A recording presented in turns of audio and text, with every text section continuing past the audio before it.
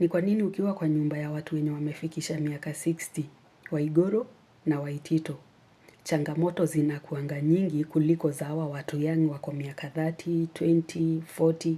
Kwa nini ukiwa kwa nyumba za hawa watu wazee, changamoto zinakuanga nyingi na ni kwa nyumba nyingi. Hawa watu wamezaliwa wakati wa age mates wa Uhuru Muigai Kenyatta. Hao watu sasa, ukiwa kwa nyumba za hao watu ambao ni age mates wa kina Uhuru Muigai Kenyatta, changamoto zinakuanga mingi. Ni kwa nini? Let me tell you why. Wakati maisha ya utumwa yalikuwa yanaendelea, wakati wa Afrika walikuwa wanaibiwa, wanakuja Gulf kufanyishwa kazi wakiwa watumwa. Hii kitu haijaisha kitambo. Uelewe hivyo. Sasa hawa watu wako na miaka 60 ni kitu wame-experience na macho yao. Wameona Waafrika wakiteswa kwa nchi zao. Ndo sababu utafanya kazi kwa hawa maguka na mashosho. Wengi wao, they believe you do not deserve their food. Yes. Wengine, they believe hufai kulipwa, unafaa kuwafanyia kazi for free. Simply because wewe ni mtu mweusi. Hiyo ndio kitu wamelelewa wakiona. So wanaamini mtu mweusi ni mtu hana dhamana. Na ndo sababu utawafanyia kazi mpigane juu ya mshahara na kukula inakuwa shida. Hii nyumba yenye nafanya kazi ikiwa mfano mkubwa. Huyu mzee ako na over 60.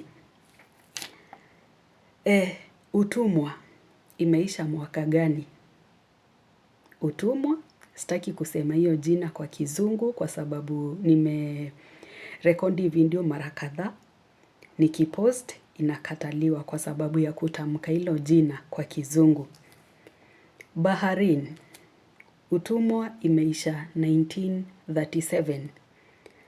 Na Bahrain ilikuwa nchi ya kwanza ya Waarabu kuabolish utumwa. Ikafuatwa na Kuwait 1949. Qatar 1952. Saudi 1963. Na hii ya Saudi, it was officially abolished by King Faisal. Mnakumbuka during National Day, vile huyo king huselebritiwa na foreigners. Mnajua anakuanga kipenzi cha foreigners. That is the reason why, kama hukuwa unajua, he was the first king mwenye aliabolish utumwa kwa nchi yao. Yemen 1962. Saudi na Yemen waliabolish hiyo utumwa kwa mwaka mmoja. UAE 1963 na 1964. Oman juzi hapa 1970. Na hii kuabolish si kumaanisha eti hii kitu haikuendelea chini ya maji. 10 years later bado ilikuwa inaendelea. 1980s bado ilikuwa inaripotiwa inafanyika. Tuko pamoja kutoka hapo. Sasa hawa watu wa miaka 50, 60, hawa ni watu wameona huu utumwa na macho. Waafrika wakiibiwa, wanakuja kuwafanyia kazi for free, wakipigwa na wakiuliwa ovyo ovyo. So the moment umeingia kwa nyumba ya hawa watu wa miaka 50, kwenda juu 60, 70, kama umeingia kwa nyumba ya watu young, utaona kuna tofauti. Even the way they reason, even the way they think ni tofauti. Kwa sababu hawa ni watu wameona hii utumwa ikiendelea. They have experienced it. Wameona Waafrika wakiteswa and they believe hawafai kukula na hawafai kulipwa. Ndio sababu utaona kuna mtu ataenda kwa nyumba afanye kazi miezi 4, miezi 3 bila mshahara. After utumwa kumalizwa, now that is the time when kafala system was introduced. Hii mambo na sponsorship. After sasa wamemaliza utumwa, wakai-replace na kafala system. Tuko hapo, tuko pamoja. Ndo sababu wakaleta kafala system. Waweze kucontrol wewe, foreigner, mwenye unakuja kufanya kazi kwa nchi yao, through the kafala system. Sitaki kushout.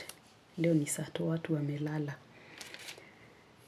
Ni kwa nini hii utumwa ilimalizwa?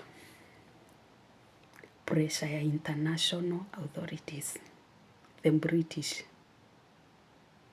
The British ndio waliwapush wakatoa hii utumwa kwa nchi zao.